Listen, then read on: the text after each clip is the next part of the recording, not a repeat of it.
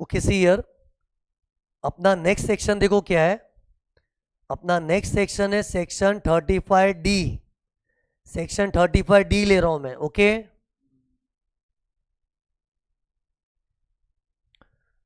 तो अपना next section है सेक्शन 35D। ओके अब सुनो, हर सेक्शन में मैं तुमको लुक कोई ना कोई एक्सपेंडिचर के बारे में बता रहा हूं। ये मैंने स्टार्टिंग में बताया था कि deductions are for expenses, and फिर अपने को पढ़ना है कि वो एक्सपेंस अलाउड है कि नॉट अलाउड। अलाउड का मतलब वो इधर स्क्रीन पर देखो माइनस कर सकते, नॉट अलाउड मतलब माइनस नहीं कर सकते। और अपने को तो अलाउड में मजा आता है ना। क्यों अलाउड में क्यों मजा आता है? माइनस होगा तो प्रॉफिट कम, टैक्स कम। तो वही तो अपने सीखना है कि अलाउड है कि नॉट अलाउड। तो सी अभी जो सेक्शन है ना 35D, वो देखो किसके ऊपर है, ये देखना सेक्शन 35D। लुक पढ़ो, ये एक्सपेंडिचर को तुम लोग जानते हो। This section is for this section is for preliminary expenses. Preliminary expenditure के ऊपर सेक्शन है 35D। भूलना मत, section 35D। Now tell me what is preliminary expense. पहले इसका मीनिंग बताओ एंड फिर पढ़ेंगे डिडक्शन अलाउड है कि नॉट अलाउड। तो सी जब कभी मैं बच्चों को पूछता हूं ना प्रिलिमिनरी एक्सपेंस क्या है, हर बच्चे का स्टैंडर्ड आंसर आता है कंपनी फॉर्मेशन एक्सपेंस ब्ला ब्ला ब्ला। बॉस ये खाली के एग्जाम्पल है। एक्चुअली प्रिलिमिनरी एक्सपेंस का मतलब क्या होना, ये देखो सुनो, कभी भी हम लोग कुछ नया बिजनेस स्टार्ट करते हैं ना, तो उसकी शुरुआत के जो एक्सपेंस होते हैं ना, उसको बोलते प्रीलिमिनरी। प्रीलिमिनरी, प्री को मैंने स्ट्रेस क्यों किया, प्री मतलब before starting some new business. C company formation expense तो नई कंपनी बनाते तभी होता है ना। लेकिन सी ऐसा जरूरी नहीं कि कोई कंपनी बनाओ, अरे कंपनी जूनी पुरानी भी होगी ना। अगर इन लोग कोई नया धंधा चालू करेंगे ना, तो धंधा तो नया है ना। जैसे रिलायंस को ले लो, रिलायंस कितनी पुरानी कंपनी है, लेकिन आज रिलायंस वाले कोचिंग क्लास का बिजनेस चालू करते। सोचो सीए कोचिंग का, रिलायंस वाला अगर कोचिंग क्लास का बिजनेस चालू करता है तो उनके लिए तो नया बिजनेस है। और नए बिजनेस के पहले जो खर्चे होते हैं ना, पहले पहले को बोलते प्रीलिमिनरी। लेकिन पब्लिक को क्या लगता है मैं, ये कंपनी फॉर्मेशन के टाइम होता है, ऐसा कोई जरूरी नहीं है। कंपनी फॉर्म होने के बाद भी अगर कोई न्यू बिजनेस स्टार्ट करते, जैसे रिलायंस तो कब से फॉर्म हो गई कंपनी है ना, पुरानी कंपनी है। अगर वो लोग कोई नया वेंचर चालू करते, वेंचर मतलब कोई नया धंधा, तो उसकी शुरुआत के खर्चों को बोलते हैं प्रिलिमिनरी एक्सपेंस। और सी तुम लोग तो अकाउंट्स में गिने चुने एग्जाम्पल देखे होंगे, कंपनी फॉर्मेशन एक्सपेंस वगैरह वगैरह। मैं तुमको बहुत एग्जाम्पल दूंगा थोड़ी देर के बाद, अभी नहीं। उसमें तुमको लगे यार प्रिलिमिनरी एक्सपेंस में तो बहुत सारी चीजें, ये सब चीजें अकाउंट्स में तो कभी सुनी भी नहीं, लेकिन दुनिया में ये भी होता है, ऐसा करके फील होगा तुमको। लेकिन सी एग्जाम्पल्स में मैं अभी जाऊंगा तो बिगड़ जाएगी थियरी। एक बार तुम लोग खाली इतना नॉलेज ले लो ना, what is preliminary expense, any expenditure which is incurred before commencement of a new business. English बराबर यूज कर, बिफोर स्टार्टिंग नहीं बोलने का, बिफोर एक ही बात होता है, before commencement of a new business, उसकी शुरुआत के खर्चे को बोलते हैं preliminary expense. Okay now look example देखना। मान लो क्वेश्चन में अपना 1 लाख का प्रिलिमिनरी एक्सपेंस दिया है। अब ये एक्सपेंडिचर देख के क्या लगता है तुमको, ये अलाउड होना चाहिए कि नहीं? मैंने कहा ना मैं हर खर्चों के लिए क्या पढ़ा रहा हूं, कि वो स्टेटमेंट के अंदर माइनस हो सकता है कि नहीं। तो ये देखो इधर स्टेटमेंट बनाया हुआ, दिखा भी देता हूं तुम लोग को। ये देखो एक स्टेटमेंट बना हुआ कोई, ये देखो जैसे मान लो ऐसे कोई भी पेज निकाला मैंने, ये स्टेटमेंट है। तो मुझे बताओ प्रिलिमिनरी एक्सपेंस, अपना एक्सपेंस तो है, ये देखो एक्सपेंस, देखो ना एक्सपेंस, अब वो माइनस कर सकता हूं कि नहीं, इधर बताओ। मैंने तुमको इस चैप्टर में थिंकिंग बताई थी, इस चैप्टर में एक ही सोच अप्लाई होती है, कोई भी खर्चा बिजनेस से रिलेटेड लगा तो अंदर से आवाज आनी चाहिए हाँ अलाउड है।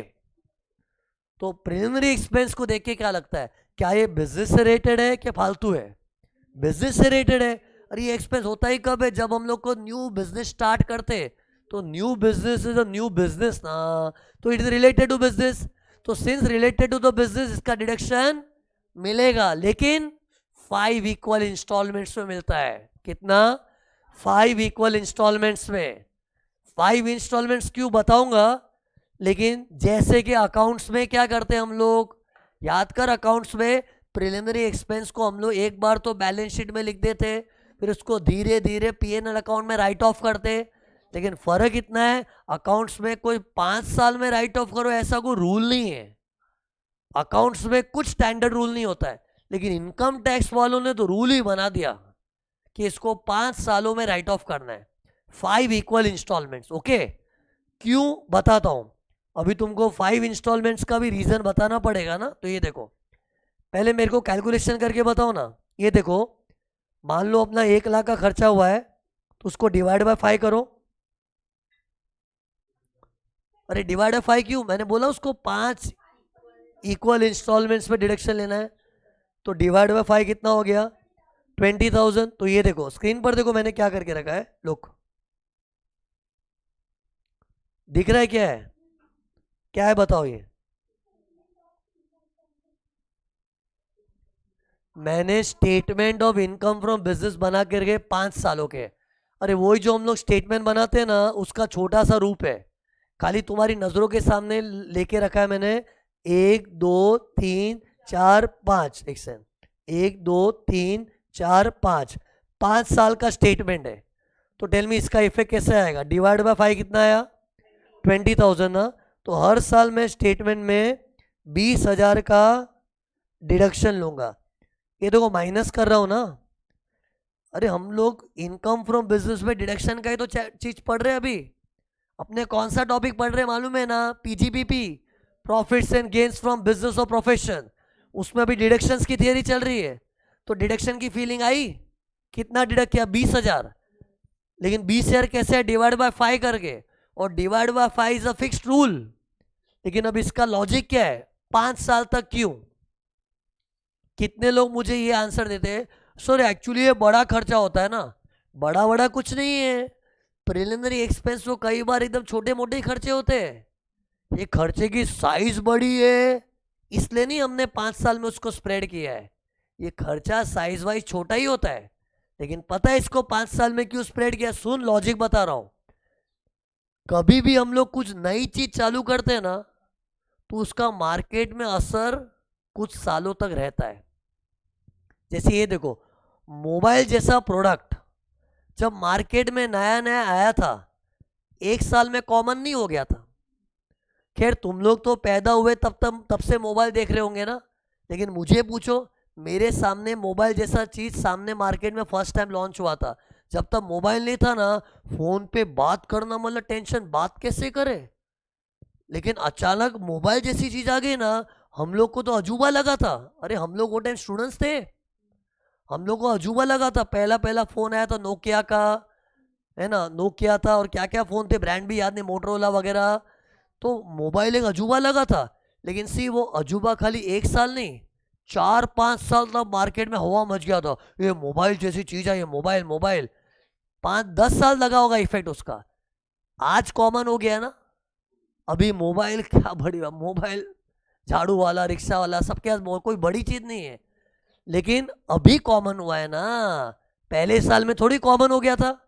अरे इससे क्या साबित हुआ, कोई भी नई चीज मार्केट में लॉन्च होती है ना, तो उसका नयापन, उसका असर 5-10 साल तक रहता है। तो वही चीज सोच के लॉ ने क्या बोला कि हम मानेंगे कि उसका असर 5 साल तक है मार्केट में। जबकि मोबाइल जैसी चीज तो है ना, 10 साल तक मार्केट में ऐसा होता क्या चीज है, क्या चीज है। हाँ 10 साल के बाद तो है ना वो चीज एकदम कॉमन हो गई। फिर तो क्या मोबाइल, मतलब अपने घर पे बड़े बूढ़े लोग भी है ना, वो भी मोबाइल लेके बैठते। नहीं तो पहले मेरी मम्मी, मोबाइल मोबाइल का मैं क्या करूंगी, मतलब ऐसा था। लेकिन अभी इतना कॉमन हो गया है, लेकिन तुरंत थोड़ी कॉमन हुआ, कुछ सालों तक उसका इम्पैक्ट, उसका असर था ना।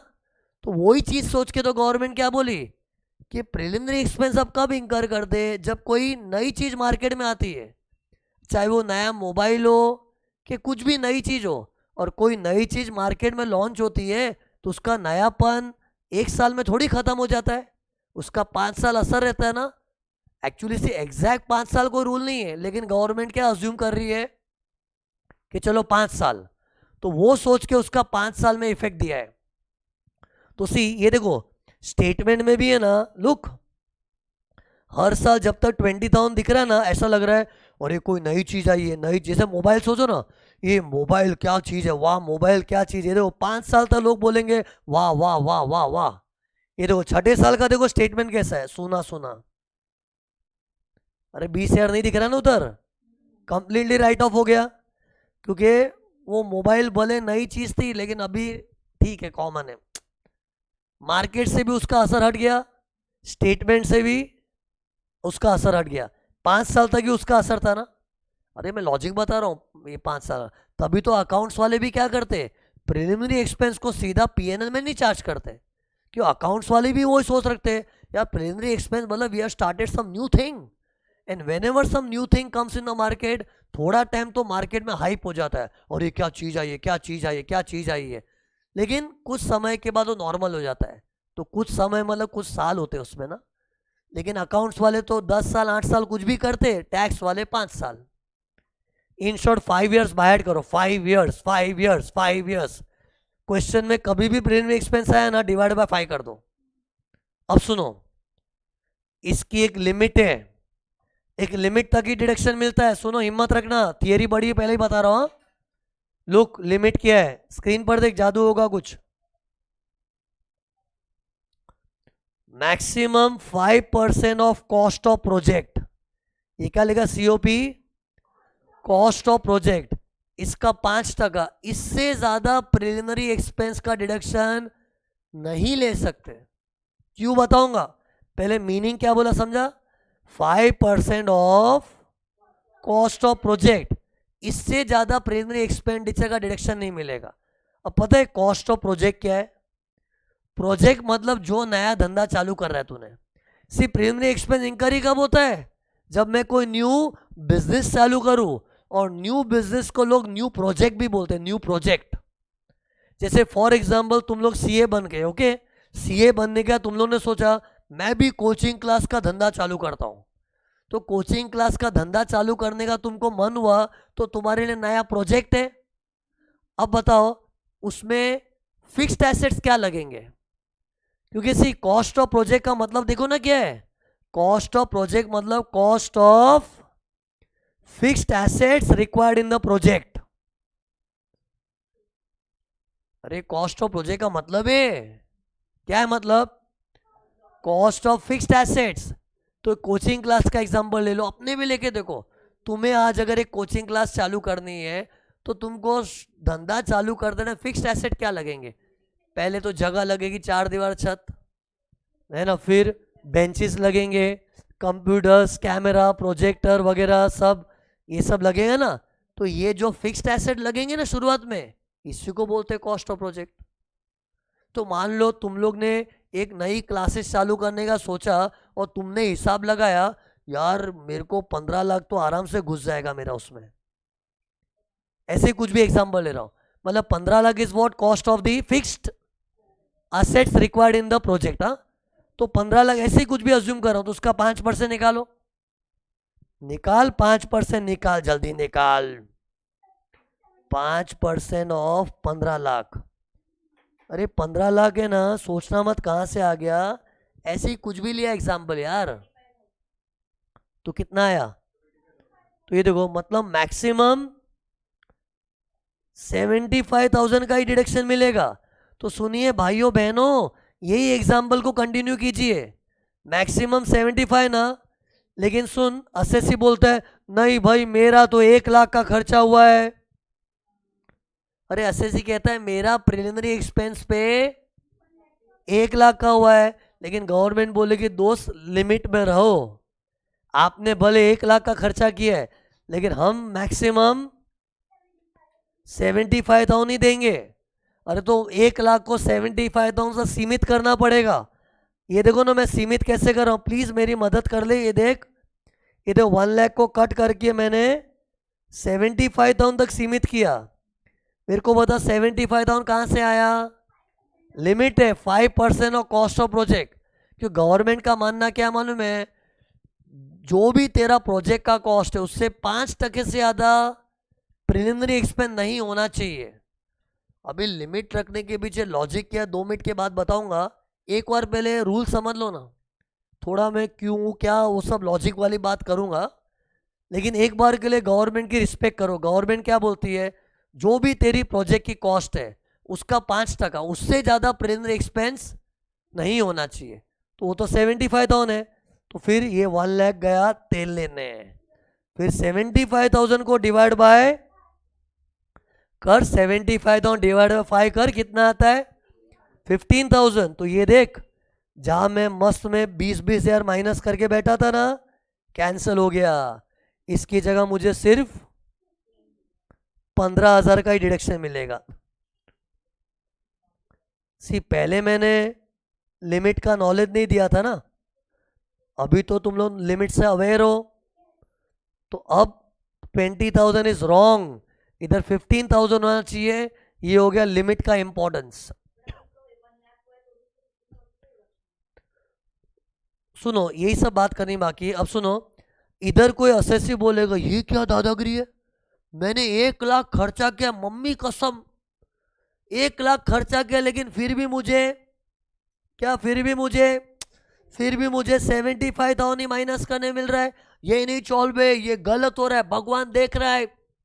अरे असेसी आर्ग्यूमेंट पे उतर गया तो गवर्नमेंट इसको क्या जवाब देगी यार।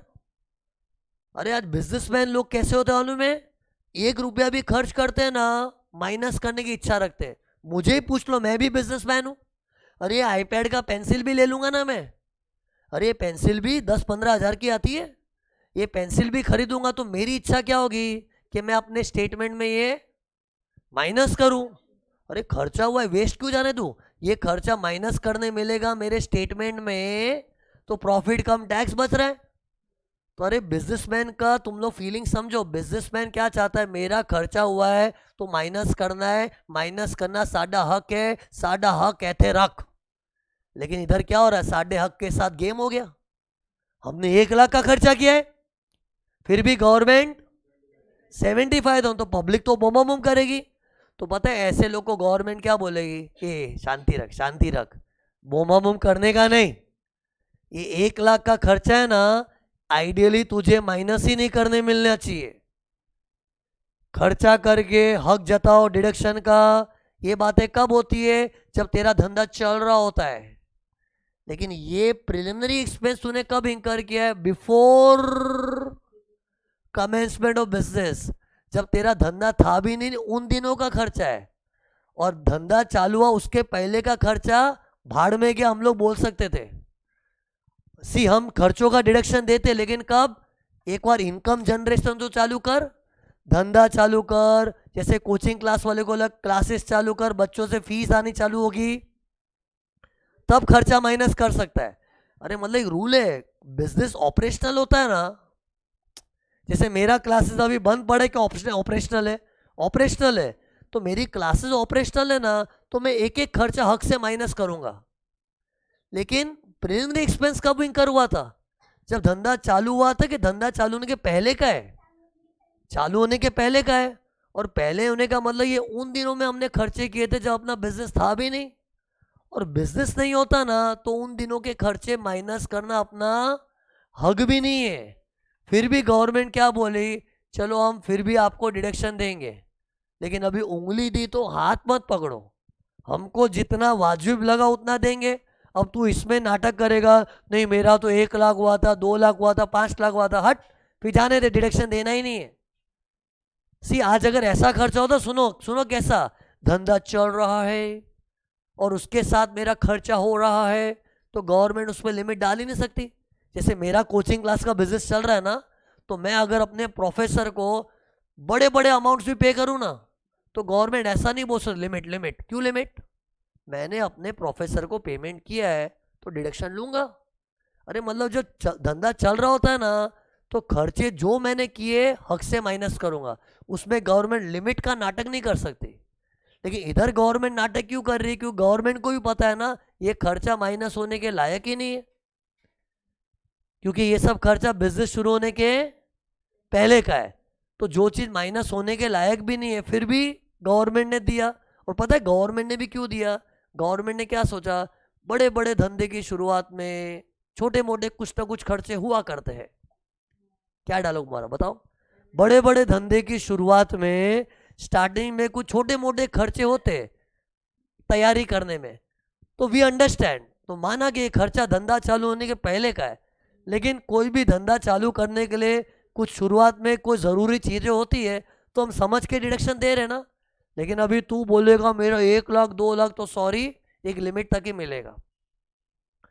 अब सुनो, लिमिट भी गवर्नमेंट ने पता है ऐसी क्यों रखी है? देखो सी 15 लाख तो प्रोजेक्ट का कॉस्ट है। देखो ये 15 लाख क्या था बताओ? चलो, मतलब कॉस्ट ऑफ प्रोजेक्ट मतलब क्या था? ये कॉस्ट ऑफ फिक्स्ड एसेट्स था ना। मतलब सोच, धंधे की मेन जान फिक्स्ड एसेट्स है। फिक्स्ड एसेट्स पे तेरा 15 लाख लग रहा है, तो प्रिलिमिनरी तो चिंटू मिंटू होते। सी अभी मैं प्रिलिमिनरी के काफ़ी एग्जाम्पल दूंगा, तुमको लगे ये तो छूटर मुटर खर्चे होते। तो फिक्स्ड एसेट जैसा घोड़ा 15 लाख में तेरा आ गया, तो प्रिलिमिनरी तो चिंटू मिंटू है। वो अगर तू बोलेगा मेरा 2 लाख 3 लाख हो गया तो अजीब लगता है। 15 लाख के तो फिक्स्ड एसेट है, ये देख 15 लाख, और सामने 2-3 लाख का प्रिलिमिनरी, जमता ही नहीं है। सी प्रिलिमिनरी एक्सपेंस, अभी मैं थोड़े एग्जाम्पल दूंगा, तुमको लगे ये सब छूटर मुटर खर्चे होते हैं। अभी एग्जाम्पल दूंगा तो ही ज़्यादा फील आ पाएगा, लेकिन मुझे मानो ना, ये सब छोटे मोटे खर्चे होते हैं। अब ये फिक्स्ड एसेट जैसी चीज़ 15 लाख में आ गई, तो अगर प्रिलिमिनरी तू बोलेगा 2-3 लाख हुआ तो कुछ ज़्यादा ही फेंक रहा है। इससे लॉ क्या बोलता है, फिक्स्ड एसेट्स मतलब कॉस्ट ऑफ प्रोजेक्ट, ये देख अगर वो 15 लाख का है तो उसका 5% जितना वाजिब है। मतलब सी इससे क्या मालूम पड़ा है, प्रोजेक्ट की साइज अनुसार, क्या बोला बताओ, प्रोजेक्ट की साइज अनुसार पता चलता है कितना वाजिब है। सी ये 15 लाख है ना, छोटी अमाउंट है ना। कोई बोले भाई मैंने तो बहुत बड़ा धंधा चालू किया है पैन इंडिया लेवल पे। अरे पैन इंडिया लेवल मतलब प्रेजेंस अक्रॉस नेशन, पूरे इंडिया में ये धंधा फैलाने वाला हूँ। अरे कोई बड़ा लॉन्च करते हैं ना, तो उन लोग को तो करोड़ों के फिक्स्ड एसेट लगते हैं, तो उनका प्रिलिमिनरी ज़्यादा भी होता है ना, क्योंकि फिक्स्ड एसेट्स ही करोड़ों के, तो 5% ज़्यादा आ जाएगा। तो सी गवर्नमेंट ने क्या बोला है, छोटा छोटा प्रोजेक्ट में छोटा मोटा प्रिलिमिनरी होना चाहिए, बड़े बड़े प्रोजेक्ट में बड़ा प्रिलिमिनरी होगा। मतलब प्रोजेक्ट की साइज से लिंक किया है। इससे 5% इज कॉस्ट ऑफ प्रोजेक्ट का, एंड प्रोजेक्ट की कॉस्ट से मालूम पड़ता है प्रोजेक्ट का साइज क्या है। जैसे 15 लाख देख के क्या बोला, ये छोटा सा प्रोजेक्ट होगा। आज ये 15 लाख के बोले 150 करोड़ होता तो जोरदार बड़ा धंधा है यार। और बड़े धंधे में तो शुरुआत भी जोर शोर में होती है, शुरुआत मतलब प्रिलिमिनरी। इन शॉर्ट मैं गवर्नमेंट की फीलिंग बता रहा हूँ कि why 5% of cost of project. Okay सुनो, अभी हिम्मत रहो, कम ऑन, लंबी सांस लो, एक सेकंड ना, एक सेकंड। सी ये 5% ऑफ कॉस्ट ऑफ प्रोजेक्ट में है ना, एक चीज नोटिस की, गवर्नमेंट लिमिट ऐसे नहीं रखी 40,000 50,000, ऐसा कोई फिक्स्ड अमाउंट नहीं किया है। सी अमाउंट बोल देगी तो कितना फनी लगता है। आज अगर गवर्नमेंट कानून में ऐसा बोलती कोई भी बंदा 80,000 से ज़्यादा प्रीमियम एक्सपेंस नहीं दिखा सकता, अरे ऐसे कुछ भी 80,000 बोल रहा हूँ, तो 80,000 जैसा अमाउंट रखना मतलब पागलबंदी है। मतलब कोई बड़े बड़े बिग शॉट लोग बोलेंगे भाई हम तो 1,000-2,000 करोड़ की बात करते, हमारे जितने बड़े बड़े धंधे 80,000 ही। तो वही ना, गवर्नमेंट इसकी लिमिट एक एब्सोल्यूट अमाउंट के फॉर्म में नहीं रख सकती, परसेंटेज बेसिस रखा है। और परसेंटेज की खासियत क्या है मालूम है, कि अगर कोई बोले मेरा प्रोजेक्ट बहुत बड़ा है तो उसका 5% अपने आप ही बड़ा आएगा ना। तो परसेंटेज 5 भले फिक्स लगता है, लेकिन कॉस्ट ऑफ प्रोजेक्ट तो ये देखो, बड़ा कितना भी बड़ा हो सकता है प्रोजेक्ट। ये देख मेरा जस्ट ड्राइंग ही देख लो, कितने लोग के तो बहुत बड़े प्रोजेक्ट होंगे, तो अपने आप 5% वाला अमाउंट भी तो ज़्यादा आएगा ना। इससे तो मैंने बोला प्रोजेक्ट की साइज अनुसार लिमिट डिसाइड होती है। और बड़ा प्रोजेक्ट तो सीओपी बड़ा होगा, तो कैलकुलेट करोगे तो 5% एक बड़ी फिगर ही आएगा ना। 5 भले कांस्टेंट है, but it is a percentage ना ऑफ सम फिगर। तो if that figure of cost of project keeps changing, तो 5% ऑल्सो कीप्स चेंजिंग अपने आप। ओके नाउ लुक हियर, ये देखो, ये सीओपी के बदले है ना, कभी कभी कैपिटल एम्प्लॉयड का 5% लेना पड़ता है, हिम्मत रख। अगर कोई असेसी कंपनी है तो, अगर कोई असेसी कंपनी है तो, बिजनेस का चैप्टर चल रहा है, बिजनेस करने वाला सोल ट्रेडर भी होता है, पार्टनरशिप फर्म भी होता है, कोई भी हो सकता है, जॉइंट स्टॉक कंपनी भी होता है ना। तो अगर कोई कंपनी जैसे लोग प्रिलिमिनरी एक्सपेंस इंकर करते हैं ना, तो उधर लॉ ने क्या बोला है, कैपिटल एम्प्लॉयड का 5% लिया तो भी चलेगा, सीओपी का भी ले सकता है, सीई का भी ले सकता है। मतलब क्या है बताऊंगा, क्यों है बताऊंगा, लेकिन एक बार रूल सेटल करो। स्टार्टिंग में रूल एक बार ऐसे ही सुनना पड़ता है, फिर धीरे धीरे उसका लॉजिक बताना पड़ता है ना। तो क्या बोला बताओ, आज कोई soul trader partnership firm preliminary expense इंकर करता है तो कॉस्ट ऑफ प्रोजेक्ट का 5% बस। लेकिन जॉइंट स्टॉक कंपनीज हो, रिलायंस विलायंस विप्रो इन्फोसिस, जहां शेयर कैपिटल होता है, वो लोग कोई प्रिलिमिनरी एक्सपेंस इंकर करते हैं ना, तो उन्हें चॉइस मिली है, या तो कॉस्ट ऑफ प्रोजेक्ट का 5% ले लो, या फिर कैपिटल एम्प्लॉयड का 5% ले लो, जो चाहिए वो ले लो। अब ऐसा क्यों है बताऊंगा, पहले वेट, क्या बोला था, कॉस्ट ऑफ प्रोजेक्ट, दूसरा ऑप्शन क्या था, हाँ, कैपिटल एम्प्लॉयड का मतलब क्या है अभी, तो सुनो, इसका मतलब भी कानून में लिखा हुआ है, capital employed is equal to, देख इधर, share capital plus long term loans plus debentures required for the new project. Share capital, long term loan और डिबेंचर्स। जैसे मान लो ये देखो, रिलायंस ने एक नया प्रोजेक्ट चालू करना सोचा, ऑनलाइन एजुकेशन इन इंडिया।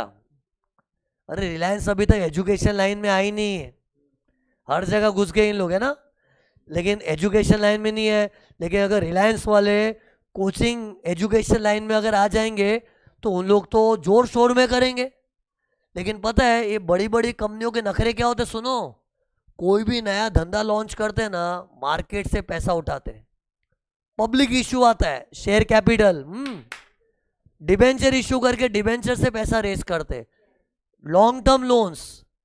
तो ये 3 चीज का टोटल होता है capital employed, share capital, debentures and long term loans, ये कैपिटल एम्प्लॉयड है। अब सुनो, इधर देखो मैंने एग्जाम्पल लिया, लुक हियर, लुक, एग्जाम्पल दिख रहा है स्क्रीन पर, रिलायंस का एग्जाम्पल लेते हैं। मान लो रिलायंस वाले सोचा चलो पूरे भारत में कोचिंग क्लास चालू कर देते, ये प्राइम विजन वगैरह चिंटू मिंटू सब गायब हो जाएंगे, सब रिलायंस ही पूरा मोनोपोली का। जैसे मोबाइल में कैसे जियो डाल के वो ट्राई कर रहा है, वैसे कोचिंग क्लास में इन लोग ने सोचा, तो इन लोग तो चालू करेंगे तो मतलब जोर शोर में ना। तो ये देखो, अज्यूम करो रिलायंस वाले ने जो कॉस्ट ऑफ प्रोजेक्ट का हिसाब लगाया ना, ये देखो वो 100 करोड़ का था। मैंने कॉस्ट ऑफ प्रोजेक्ट कर रहे हैं, 100 को क्यों गोल किया बताओ, मैंने बताया था ना, कॉस्ट ऑफ प्रोजेक्ट का मतलब बताया था ना मैंने, it is a cost of fixed assets. तो मान लो रिलायंस वाले ने जो फिक्स्ड एसेट्स का हिसाब लगाया ना, जगह जगह पे कोचिंग क्लासेस होंगे, सेंटर्स बनेंगे, तो फिक्स्ड एसेट्स का उन लोग ने 100 करोड़ का एस्टिमेट किया, 100 करोड़, करोड़ है हाँ? तो 100 crore is cost of project, जो मैंने इधर एफए की तरह, एफए मतलब समझा, एफए मतलब फिक्स्ड एसेट्स। लेकिन ये 100 करोड़ इन लोग है ना मार्केट से उठा रहे हैं। देखो मार्केट से कैसे उठाया, शेयर इश्यू करके, देखो ना, शेयर इश्यू करके 50 करोड़ रेस किया, अरे पब्लिक इश्यू भी किया होगा इन लोग ने उसके लिए। फिर लॉन्ग टर्म लोन्स मतलब बैंक से 30 करोड़ का लोन ले लिया, डिबेंचर से 30 करोड़, टोटल ऐड करो ना कितना हो रहा है, 110। ये कैसे हो गया, उन लोगों को तो 100 करोड़ की जरूरत है, लेकिन मार्केट से इन लोग ने ज्यादा पैसा उठाया। बड़े बड़े प्रोजेक्ट्स में ऐसा ही होता है कि हम लोग कोई कट टू कट पैसा नहीं रेस करते। अरे इतना बड़ा प्रोजेक्ट है तो इन लोग ऐसा थोड़ी करेंगे 100 करोड़ चाहिए तो 100 करोड़ एग्जैक्ट उठाओ, अरे थोड़ा ज़्यादा उठा लिया, क्या पता थोड़ा बहुत 19-20 कभी हो गया, थोड़ा बहुत ज़्यादा पैसे की ज़रूरत पड़ गई। अरे मतलब 100 करोड़ चाहिए, फिर भी इन लोग ने मार्केट से कितना रेस किया, 110। ऐसा हो सकता है ना प्रैक्टिकली, उल्टा भी हो सकता है। देखो मतलब ये देखो, मैं चेंज करो, देखो ना, ये दोनों को 20 कर दिया, टोटल मार, अरे 50 20 और 20 कितना, 90 करोड़। मतलब चाहिए 100 करोड़ कोचिंग क्लासेस डालने के लिए, लेकिन मार्केट से 90 उठाया क्योंकि कुछ पैसे पड़े होंगे उनके पास, रिटेन अर्निंग्स। अरे मतलब मैं कहना क्या चाह रहा हूँ मैं, कि बड़ी बड़ी कंपनियां क्या है, अगर 100 करोड़ का प्रोजेक्ट है तो शायद मार्केट से थोड़ा ज़्यादा उठा ले, शायद कम उठा ले, शायद सेम भी उठा ले। मतलब इससे क्या साबित हुआ, सुन, इन दोनों फिगर में डिफरेंस होना स्वाभाविक है। मतलब इट इज नॉट नेसेसरी कि जितना कॉस्ट ऑफ प्रोजेक्ट है उतना ही कैपिटल एम्प्लॉयड होगा। तुम लोग देखा, मैंने इस तरफ कैपिटल एम्प्लॉयड लिखा है, इस तरफ कॉस्ट ऑफ प्रोजेक्ट लिखा है। और बैलेंस शीट में बनाए क्यों रहा हूं, बच्चों को फील करवाने के लिए कि बच्चों मानो कि भले ही अपने को 100 करोड़ चाहिए, लेकिन हो सकता है मार्केट से हमने थोड़ा ज़्यादा उठा लिया, हो सकता है कम भी उठा लिया। अरे तो इससे लफड़ा क्या हो गया, दोनों अमाउंट में अंतर आ रहा है। तो अभी 5% किसका लेवे,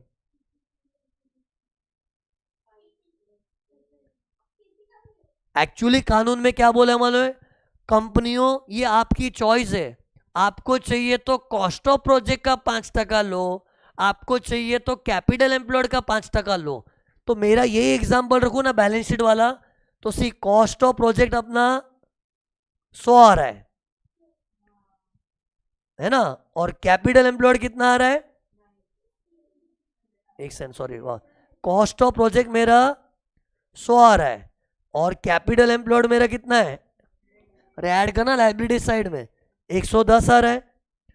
एक्चुअली कानून ने तो चॉइस दी है, लेकिन मेरे को बताओ एक साधारण इंसान, कोई भी नॉर्मल बुद्धि वाला किसको चूज करेगा, बड़े अमाउंट को, हायर वाले को। इसलिए एक फॉर्मूला बन गया है, इन दोनों में से हायर लो। क्यों हायर वाला क्यों पसंद है, क्योंकि बड़े अमाउंट का 5% भी तो बड़ा आएगा। अरे तो उससे क्या होगा, दिमाग लड़ाना सीख प्लीज। अगर 5% वाली अमाउंट बड़ी है, स्क्रीन पर देख, ये स्टेटमेंट में डिडक्शन भी ज्यादा मिलेगा, और डिडक्शन ज्यादा मिलेगा तो प्रॉफिट कम कंप्यूट होगा, टैक्स कम आएगा। सी बोलो मत, अल्टीमेटली हम लोग इनकम टैक्स कैलकुलेट करने बैठे, इनकम टैक्स पढ़ाता हूं ना मैं, तो अगर कहीं किधर भी डिडक्शन ज्यादा मिलता हुआ लग रहा है तो अच्छा ही है ना। तो सी एक्चुअली कानून में विचर इज हायर नहीं बोला है, लेकिन हम लोगों ने रूल बना के दे दिया बच्चों को कि बच्चों आप लोग तो एग्जाम में विचर इज हायर कर दो। किस में से विचर इज हायर, या तो कॉस्ट ऑफ प्रोजेक्ट या कैपिटल एम्प्लॉयड, दोनों में से जो भी हायर है वो उसका 5% लो। एक सेकेंड, ये 5% क्या है मालूम है, इधर देख, देख स्क्रीन पर लिमिट है ना, अरे ये लिमिट तक ही डिडक्शन मिलता है। अब दिमाग है तो आंसर देना। मान लो मेरा लिमिट 75,000 था, मान ला, और मेरा जो एक्चुअल एक्सपेंस है ना ये 20,000 ही था।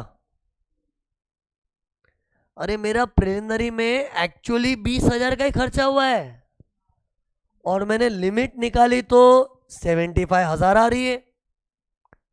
अरे लिमिट के हिसाब से 75,000, लेकिन असल में मेरा प्रिलिमिनरी का खर्चा कितना हुआ है देखो, 20,000।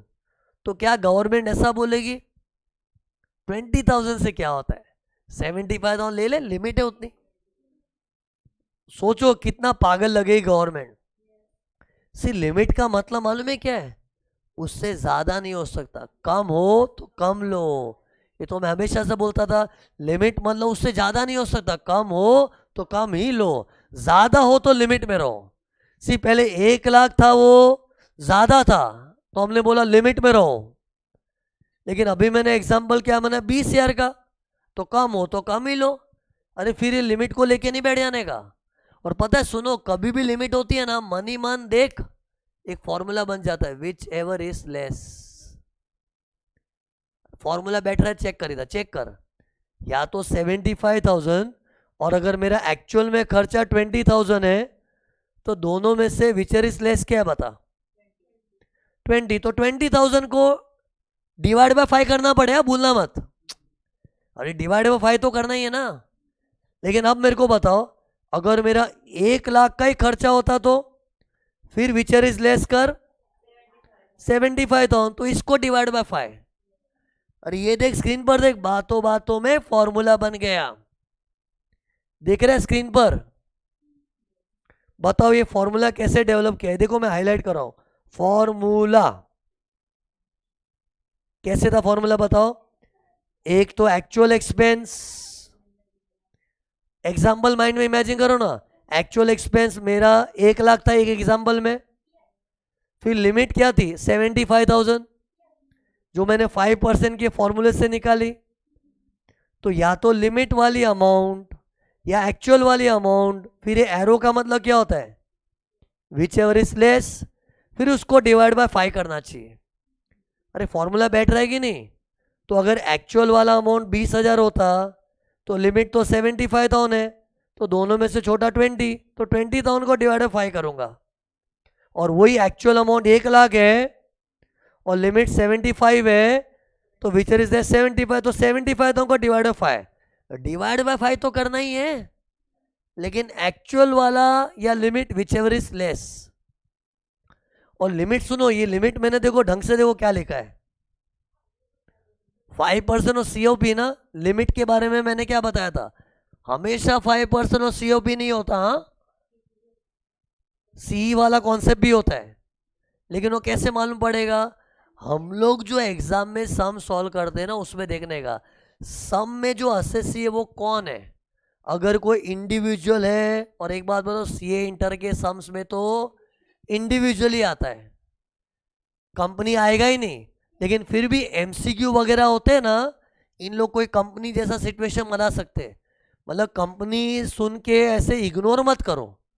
कंपनी लोग का मैंने क्या बताया था, या तो सीओपी या तो कैपिटल एम्प्लॉयड, दोनों में से जो हायर है वो, ये देखो वो भी इधर लिख देता हूं, या तो सीओपी देखना इधर, या तो कैपिटल एम्प्लॉयड, इन दोनों में से जो हायर है। लेकिन ऐसा हायर हायर कौन करता है, कंपनी। तो टेल मी, अगर क्वेश्चन में ऐसा दिया है compute the business income mister Avinash, mister Avinash का समय मतलब ये तो इंडिविजुअल आदमी अपने ऐसा, तो ये कैपिटल एम्प्लॉयड। और वैसे भी अविनाश जैसा आदमी का शेयर कैपिटल होगा। ये देखो कैपिटल एम्प्लॉयड कैसे आता, बताओ बताना कैसे आता है, शेयर कैपिटल हो। शेयर कैपिटल वगैरह कोई मिस्टर अविनाश पार्टनरशिप हम ये सब में होता है, अरे कंपनियों में ही होता है, और कंपनी का सम आएगा नहीं। लेकिन फिर भी ये नॉलेज रखना, भरोसा नहीं क्या पता कैसे पूछ लिया, तो सेफ्टी के लिए अपने को पता होना चाहिए। तो ये देखो रूल बना फाइनली, लुक अगर कोई कंपनी है तो लिमिट क्या था, प्लीज बोलना, कंपनी है तो capital employed cost of project दोनों में से जो भी बड़ा है ना उसका 5%। नहीं क्वेश्चन में दोनों दिया होगा, कॉस्ट ऑफ प्रोजेक्ट भी दिया होगा, कैपिटल एम्प्लॉयड भी दिया होगा। और सी इन लोग क्या है, सीए इंटर के बच्चों को ज़्यादा परेशान नहीं करते, लेकिन परेशान करना तो क्या करें वाले में, कॉस्ट ऑफ प्रोजेक्ट नहीं बोलेंगे, कॉस्ट ऑफ फिक्स्ड एसेट्स, तो समझ जाए कॉस्ट ऑफ प्रोजेक्ट है। और कैपिटल एम्प्लॉयड सीधा नहीं देंगे, ऐसा बोलेंगे न्यू प्रोजेक्ट के लिए शेयर कैपिटल इतना इशू हुआ था, डिवेंचर, लॉन्ग टर्म लोन, अरे ये 3 आंकड़े देंगे तो ठीक है ना, इसका टोटल मार लो तो कैपिटल एम्प्लॉयड आ गया, और फिक्स्ड एसेट का टोटल मारा तो कॉस्ट ऑफ प्रोजेक्ट आ गया। लेकिन दोनों में से कोई एक ही चुनना, और चुनेंगे किसको, जो बड़ा है वो, और बड़े वाले का 5% लेना। लेकिन वो 5% सुन क्या हुआ, इधर देख वो लिमिट हुई, उस लिमिट की टक्कर एक्चुअल से जरूर करना बच्चों। फिर दोनों में से जो छोटा है ना, छोटा, उसको डिवाइड बाय 5 कर देगा। ओके, लंबी सांस लो, जल्दी हिम्मत रख के लंबी सांस लो। मेरे को बताओ, अभी थोड़ी देर पहले मैंने क्या बताया था, अगर प्रिलिमिनरी एक्सपेंस मेरा खाली 20,000 ही होता, चलो 2,000 ही होता, खाली 2,000, तो हम लोग खाली 2,000 ही लेते हैं ना। इसमें ऐसा थोड़ी करते, नहीं नहीं 75,000 का लिमिट है 75, अरे मेरा असल में खर्चा ही खाली 2,000 हुआ है, तो 2,000 ही लेने का ना, फिर 2,000 को डिवाइड 5। लेकिन सुनो सुनो, अभी चीटिंग वाली बात बता रहा हूँ। कितने लोग ना चीटर होते हैं, चीटर, वो लोग क्या सोचते हैं, यार मेरा असल में तो खाली 2,000 का ही खर्चा हुआ है, लेकिन मैं शरीफ आदमी की तरह 2000 ही बताऊंगा ना, तो मुझे 2000 को 5 इंस्टॉलमेंट्स में डिडक्शन मिलेगा, और 2000 उसको कमती लग रहा है। और उसके मन में क्या चल रहा है, यार जब गवर्नमेंट मुझे 75,000 तक दे रही है, एक सेकंड, 75,000 रट मत लेना, ये खाली मेरे एग्जाम्पल में, मेरे एग्जाम्पल को लेके चल रहा हूँ। तो मेरे एग्जाम्पल वाला 75 माइंड में रखो। तो सोचो एक चीटर आदमी क्या सोच सकता है, यार मेरा 2000 खर्चा हुआ है, तो मैं क्यों शरीफ आदमी की तरह 2000 ही बताऊं, जब गवर्नमेंट 75,000 तक भी अलाउ कर रही है, तो क्यों ना मैं पूरा लाभ उठाऊं। अरे क्योंकि डिडक्शन ज्यादा मिलता है तो प्रॉफिट कम होता है ना।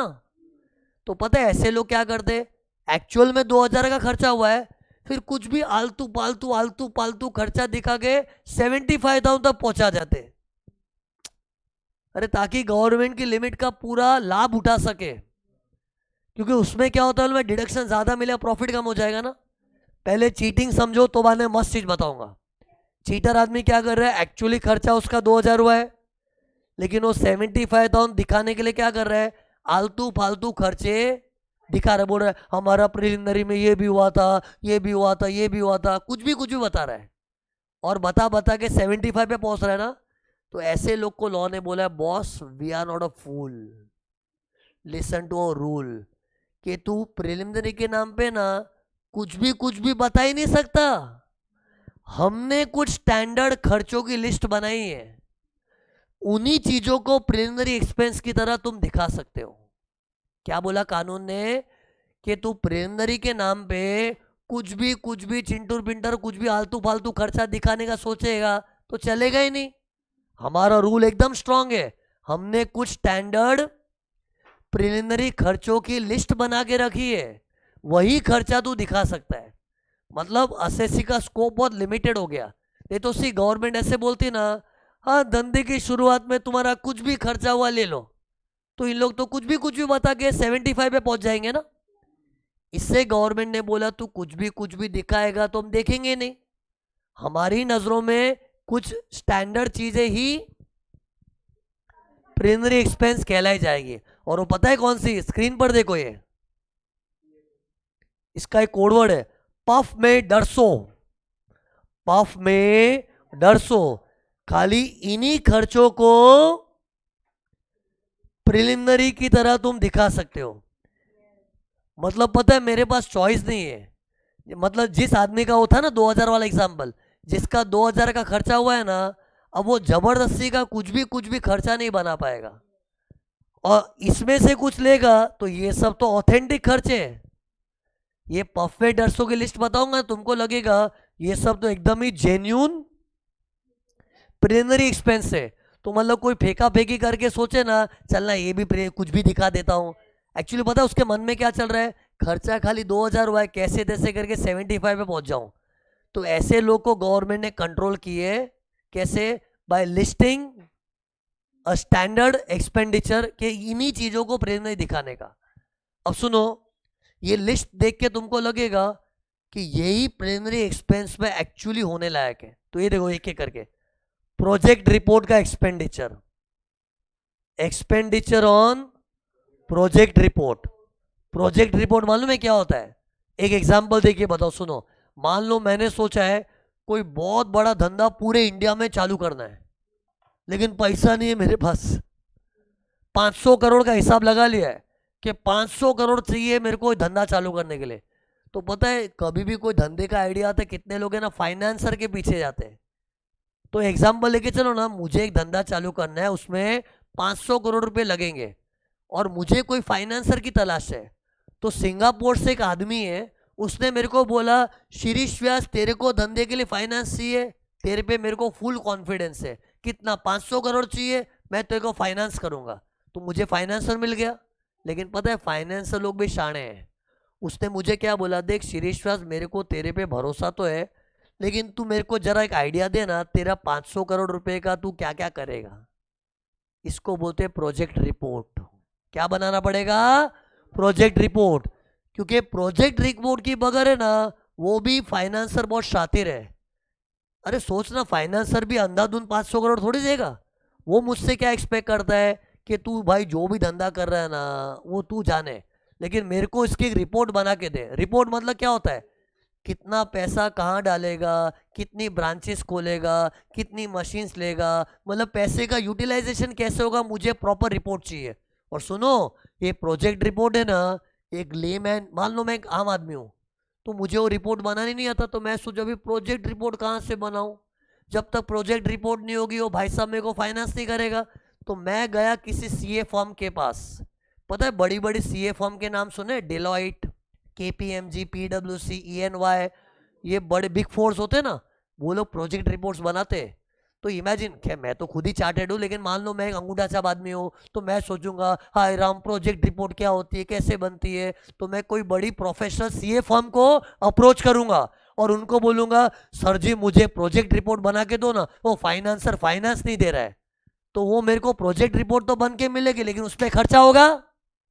ये मेरा प्रिलिमिनरी एक्सपेंस है। अभी मैं बन के सोच, मैंने धंधा चालू किया, उसकी शुरुआत में खर्चा हुआ ना।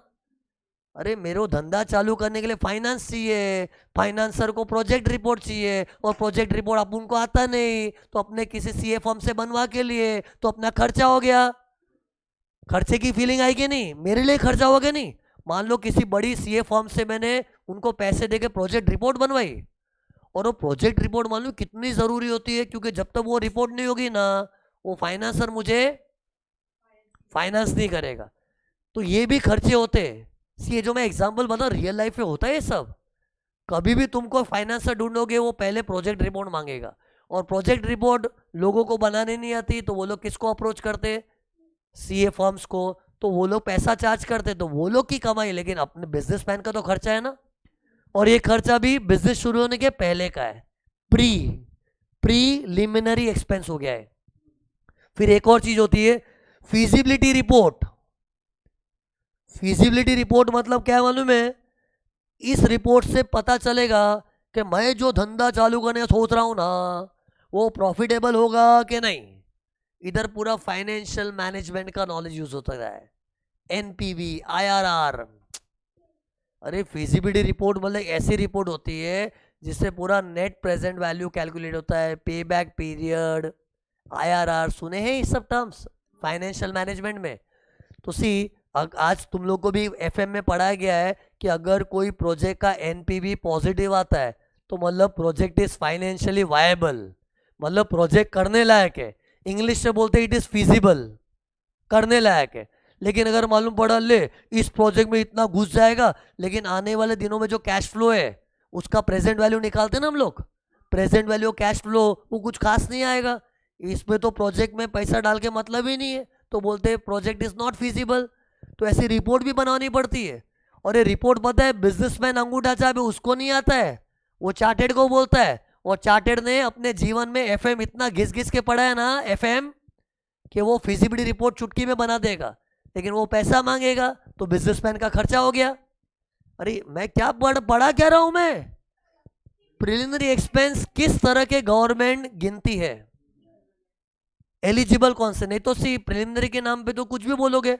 कोई लोग ये बोलेंगे ये नया धंधा चालू किया ना, तभी मैं लोकल ट्रेन रिक्शा विक्शा बहुत भटका था, उसका भी खर्चा हुआ था। ऐसे आलतू फालतू कितने खर्चे होते हैं। एक्चुअली मैं भी भटका था। मैंने जब नई कोचिंग क्लास चालू की 2007 में चालू की थी, प्राइम विजन मैंने ओरिजिनल 2007 में।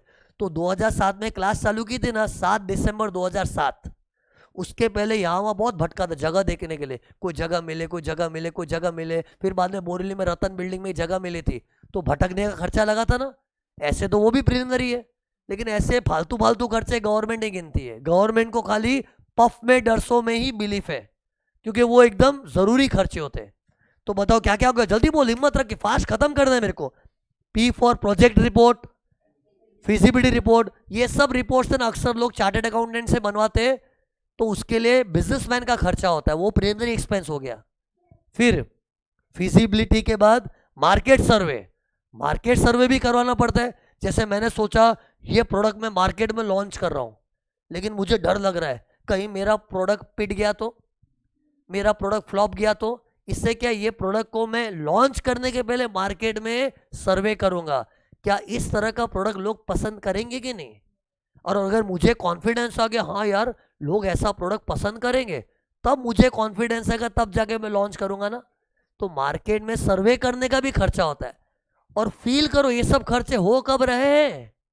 बिजनेस चालू करने के पहले, तभी तो बोलते प्रीलिमिनरी। मैंने बोला था ना तुमको प्रीलिमिनरी एक्सपेंस के कितने एग्जाम्पल जो अकाउंट्स में सुनने में भी नहीं आते, ये सब अकाउंट्स में कहाँ जहाँ देखने में आता है। प्रोजेक्ट रिपोर्ट, फिर बोल फिजिबिलिटी रिपोर्ट, मार्केट सर्वे, इंजीनियरिंग सर्विसेज, इंजीनियरिंग। अरे आज कोई मैं नया धंधा चालू करूँ ना तो उसमें मशीनें भी नई नई आती है, और कितनी नई नई मशीन को देख के अपने को लगता है ये कैसे चलाने का, तो अपने इंजीनियर को बुलाते, इंजीनियर भाई साहब आप जरा बताइए कि मशीनों को कैसे चलाए। तो इंजीनियर को पैसा देना पड़ा ना। ये भी कब हो रहा है? बिजनेस शुरू होने के पहले। सी इंजीनियर तो धंधे में, रूटीन धंधे में भी लगता है, लेकिन नया प्रोजेक्ट चालू करते हैं तो नए धंधे में मशीन्स भी तो नहीं होती है ना, और मशीनों का नॉलेज एक बिजनेसमैन को थोड़ी होता है, वो तो अंगूठा सा बनाड़ी भी होता है। तो इंजीनियर लोग से हम लोग सलाह मशवरा करते, तो ये भी एक प्रिलिमिनरी एक्सपेंस हो सकता है। फिर देखना, project report, feasibility report, market survey, engineering services, drafting of memorandum of association and articles of association. आज मैं कंपनी बनाता हूं तो हर न्यू कंपनी का एक मेमोरेंडम और आर्टिकल्स बनता है, और वो मेमोरेंडम आर्टिकल मालूम है बिजनेसमैन को आता ही नहीं कैसे बनता है। वो किसी कंपनी सेक्रेटरी को बोलता है, चार्टेड अकाउंटेंट को बोलता है, वकील को बोलता है, क्या बोलता है कि हमें मेमोरेंडम और आर्टिकल्स ऑफ एसोसिएशन बना के दो, और उसका क्या एक स्टैंडर्ड फॉर्मेट होता है। तुम लोग सीए के फॉर्म में आर्टिकलशिप करोगे ना, तो सीए लोग के पास बहुत बार ऐसा काम आता है मेमोरेंडम आर्टिकल्स बनाने का, और उसका एक रेडी स्टैंडर्ड टेम्पलेट होता है, उसमें थोड़ा बहुत चेंज करो, मेमोरेंडम आर्टिकल्स तैयार। मतलब सीए लोग के लिए चुटकी का काम है, लेकिन जिसको बिजनेसमैन को चाहिए उसके लिए मेमोरेंडम आर्टिकल्स क्या होता है, तो उसको वो बनवाने का भी खर्चा लगता है। अरे वो खर्चा भी क्या होता है प्रिलिमिनरी? अरे क्या लिखा गया था पर डी, क्या था? Drafting of memorandum and articles of association. ये ड्राफ्टिंग बिजनेसमैन नहीं कर रहा है, किसी प्रोफेशनल से करवा के ले रहा है, उसका खर्चा लग रहा है। फिर देख रजिस्ट्रेशन फीस, ये आया तुम्हारा कंपनी फॉर्मेशन एक्सपेंस, जो आए दिन अकाउंट्स में दिखते रहता है। रजिस्ट्रेशन फीस मतलब कंपनी इनकॉर्पोरेशन एक्सपेंस। फिर shares and debenture issue expense, आज नया धंधा चालू करूंगा तो नए धंधे के लिए पब्लिक इश्यू होगा, पब्लिक इश्यू के लिए न्यूज़पेपर में एडवर्टाइजमेंट होगी, प्रोस्पेक्टस छपेंगे, है ना, तो पब्लिक इश्यू के भी खर्चे होते हैं, इसको बोलते हैं shares and debenture issue expense. बस इतने ही खर्चों को गवर्नमेंट प्रिलिमिनरी का दर्जा देती है। वो क्या है मालूम है? अदर्स एज में बी प्रिस्क्राइब्ड। इसका मतलब दूसरे कोई खर्चे होंगे तो हम बताएंगे, और हम मतलब कौन? इनकम टैक्स बनाने वाला law, Nirmala Sitharaman, finance minister, ये लोग बताएंगे। लेकिन जब तक नहीं बताया ना पब्लिक के लिए, तो खाली डीआरएस तक ही, देखो इतना ही है। तुम लोग अदर मतलब पता है कोई कोई स्टूडेंट लोग क्या करते हैं एग्जाम में, कुछ फालतू खर्चा आता है ना तो बोलते सर उसको अदर्स में नहीं डाल सकते। अरे अदर्स तेरे हिसाब से नहीं है अदर्स मतलब एज में बी प्रिस्क्राइब बाय गवर्नमेंट, वो गवर्नमेंट बजट में अनाउंस करेगी। जैसे हो सकता है आने वाले बजट में बोल देंगे कि हम ऐसे खर्चों को भी प्रिलिमिनरी मानेंगे, तो लिस्ट बड़ी होगी।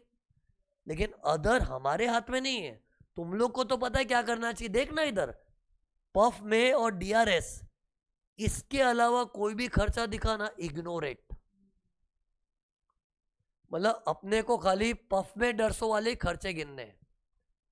अरे ये प्रिलिमिनरी एक्सपेंस की मेन दुनिया आ गई, इसके अलावा एक्चुअली प्रिलिमिनरी के नाम पे कुछ होता भी नहीं है। बाकी होने में तो क्या, मैंने भी बताया ना, मैंने भी अपनी जब नई क्लास चालू की थी, नई क्लास चालू करने के पहले यहाँ वहाँ रिक्शा विक्शा में, यहाँ वहाँ लोकल ट्रेन में बहुत भटकता था, तो भटकने के खर्चे। लेकिन उन सब खर्चों को गवर्नमेंट भाव नहीं दे रही है।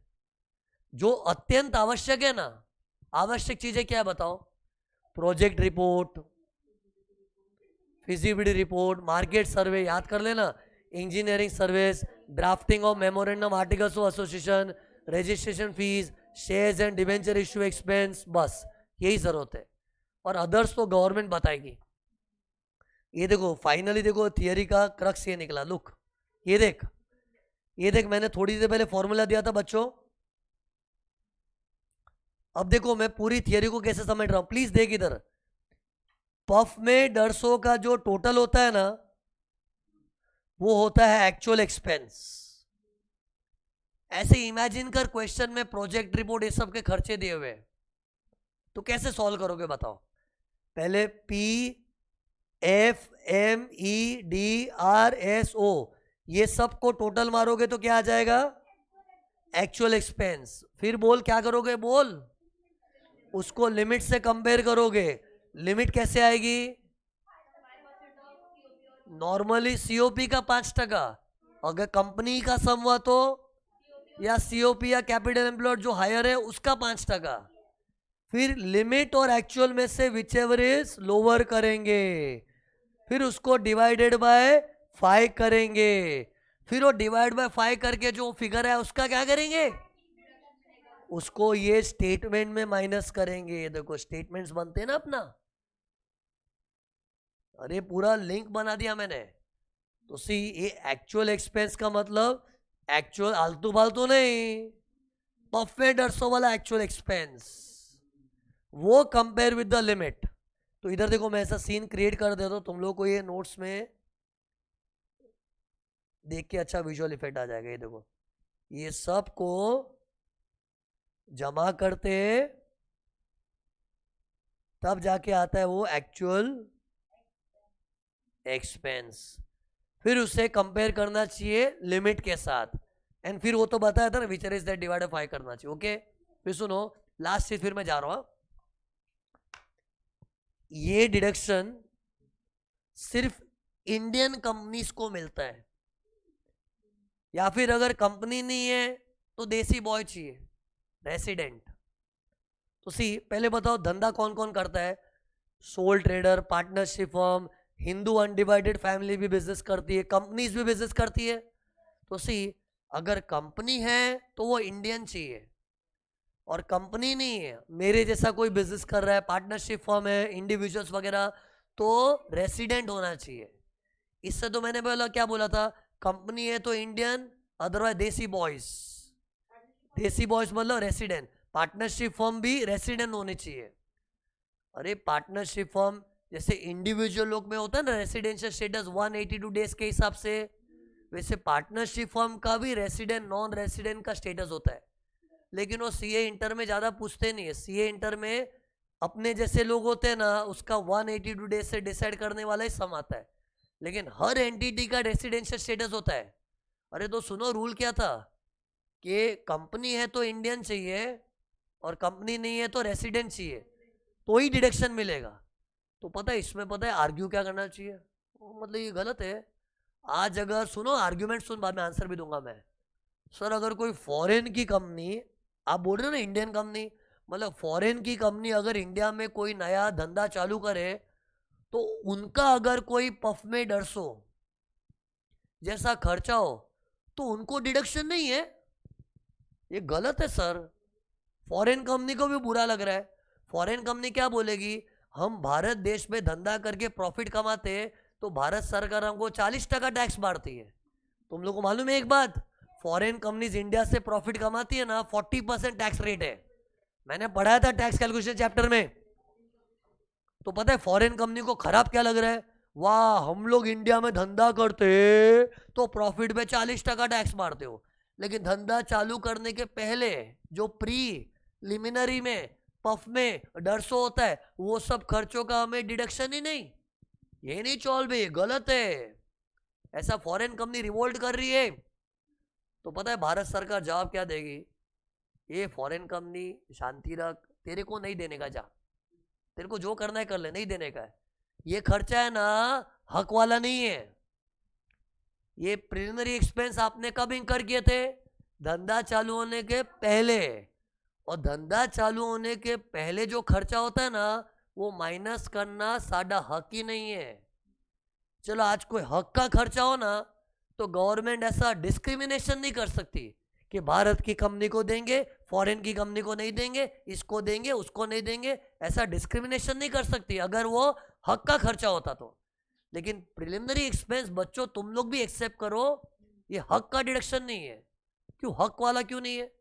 ये खर्चे हमने कब किए थे? धंधा चालू होने के पहले। फील कर, मैंने कोई क्लास चालू भी नहीं किया, सोचो उसके पहले के खर्चे। तो गवर्नमेंट बोले भाड़ में के खर्चे। हाँ, क्लासेस जब ऑपरेशनल होती है ना तो खर्चे हम लोग हक से माइनस कर सकते हैं। और हक वाले खर्चों में तो गवर्नमेंट कभी ऐसा कही नहीं कि इंडियन फॉरेन ऐसा हो सब। तो चूंकि ये प्रीलिमिनरी एक्सपेंस माइनस करना हक वाला डिडक्शन नहीं है, तो गवर्नमेंट क्या बोलती है, हमको फॉरेन कंपनी को नहीं देने का और उस पर खराब नहीं लगाने का, ये खर्चा माइनस होने के काबिल ही नहीं है। फिर फॉरेन कंपनी बोलेगी लेकिन आपने इंडियन कंपनी को क्यों दिया? जानबूझ के दिया, क्योंकि हम चाहते कि भारत की कंपनियां नया नया प्रोजेक्ट शुरू करें। कम ऑन देसी कंपनीज, नए प्रोजेक्ट चालू करो। आपके नए प्रोजेक्ट की शुरुआत में कुछ पफे डर से होता है, पफे डर सो तो हम आपको डिडक्शन देंगे। हम तो हमारी भारत की कंपनियों को एंकरेज करने के लिए कर रहे हैं। बाकी इंडियन कंपनी को भी हम मना कर सकते हैं, लेकिन हम तो चाहते हैं कि इंडियन कंपनीज न्यू प्रोजेक्ट्स चालू करे। और जितनी इंडिया की कंपनी नए नए प्रोजेक्ट लाएगी तो देश का प्रगति होगा ना। अरे इन शॉर्ट जस्टिफिकेशन दिया कि फॉरेन कंपनी को क्यों मना किया है। और फॉरेन कंपनी नहीं, कोई नॉन रेसिडेंट आदमी भी हुआ ना, जैसे मान लो कोई आदमी इंडिया में 182 डेज नहीं रहता है, 2-4 दिन आता है, लेकिन बाहर का आदमी है, फॉरेनर है, फॉरेनर, तो वो भी इंडिया में धंधा चालू करेगा ना तो उसको प्राइमरी एक्सपेंस का डिडक्शन नहीं मिलता। कंक्लूजन ये देखो, प्लीज देख लेना, प्लीज इधर देखना, मैं चला जाऊंगा प्लीज। यह डिडक्शन किसको मिलता है? Indian companies and others who are resident. You know chapter 6 से में भी ऐसा कुछ होता था कि कुछ डिडक्शन रेसिडेंट लोग को ही मिलते। 5 सेक्शन मैंने बताए थे, ATU, DD, DDB, QQB, RRB। उसके बाद बिजनेस में पहली बार ऐसा है कि 35D का डिडक्शन रेसिडेंट को ही मिलता है। एक सेकंड सुनोगे? 35D को देखो, मैं एक सेंटेंस में क्या मस्त समराइज कर रहा हूं, बहुत कीमती सेंटेंस है। प्लीज सुनो। सेक्शन 35D में गवर्नमेंट ने डिडक्शन दिया, लेकिन दिल खोल के दिया कि रो रो के दिया? रो रो के दिया। यानी कि गवर्नमेंट ने 3 नाटक किए। गिनाओ 3 नाटक। पहला नाटक, देख कोई भी नहीं, हमको इंडियन कंपनी और देसी बॉय ही चाहिए। दूसरा, कुछ भी नहीं, खाली पफ में डरसो। तीसरा, कितना भी नहीं, एक लिमिट तक 5% of cost of project capital employ. सब बात बोल दी। अरे गवर्नमेंट के अंदर की बात बोल रहा हूं, मेरा काम ही क्या है? इनकम टैक्स डिपार्टमेंट और तुम्हारे बीच में मैं एजेंट हूं, गवर्नमेंट की फीलिंग कन्वे कर रहा हूं तुमको। तो गवर्नमेंट की फीलिंग क्या है?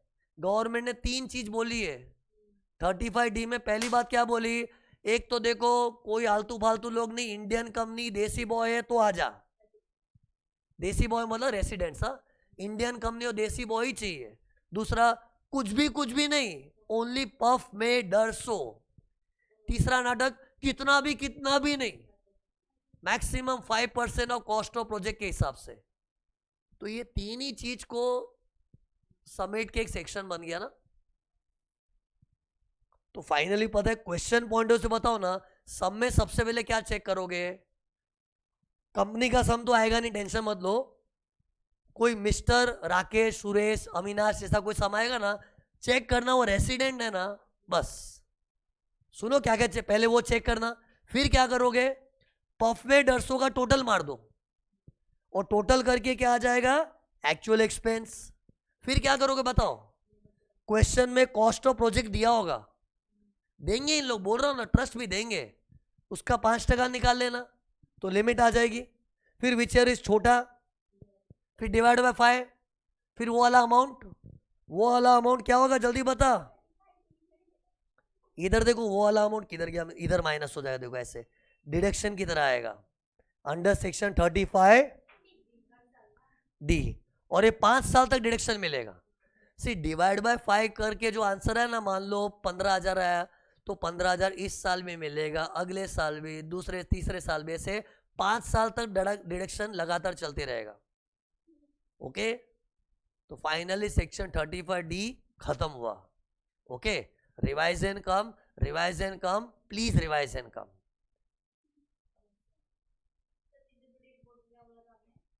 एक सेकंड, फिजिबिलिटी रिपोर्ट का किसी को, फिजिबिलिटी रिपोर्ट क्या होता है कि प्रोजेक्ट में पैसा डालने लायक है कि नहीं, फायदेमंद है कि नहीं, मतलब पूरा कैपिटल बजटिंग का चैप्टर है। प्रॉफिटेबल है कि नहीं, अगर प्रोजेक्ट प्रॉफिटेबल होता है तो बोलते फिजिबल है, लेकिन फालतू प्रोजेक्ट है, नुकसान में जाने वाला है, तो नॉट फिजिबल। नॉट फिजिबल मतलब इसमें हाथ डालने लायक नहीं है, और फिजिबल बोलते मतलब हाँ इसमें हाथ डाल सकता, मस्त पैसा आएगा, ऐसा।